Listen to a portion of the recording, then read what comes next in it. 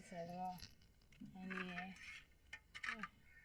आंब्याचे साठ केला.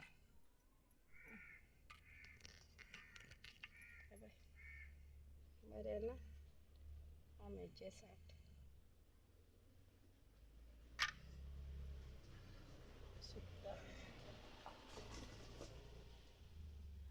असली वळी आणि खर्चाली म्हणटा ते असली सुकत घालून तेल काढता. असली त्यांचे तेल काढून हाडले. मिरसांगो सुकता साठ घातला आंब्याची साठ. आंब्याचे साठ हेच मस्त असा सारखे आंब्याचे साठ.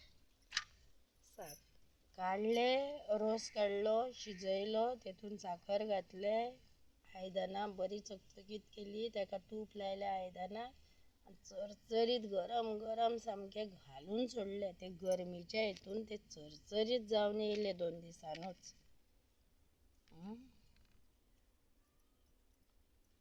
हे सुटना जाले म्हणून तेंची दयना अशी जाली. सुटत ना जाले आता अशें दसला. सुटली ती काढली.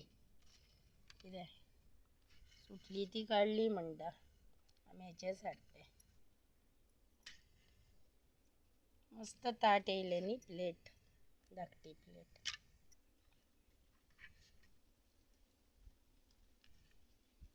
येना ते मागीर अशें खरवडून काडले.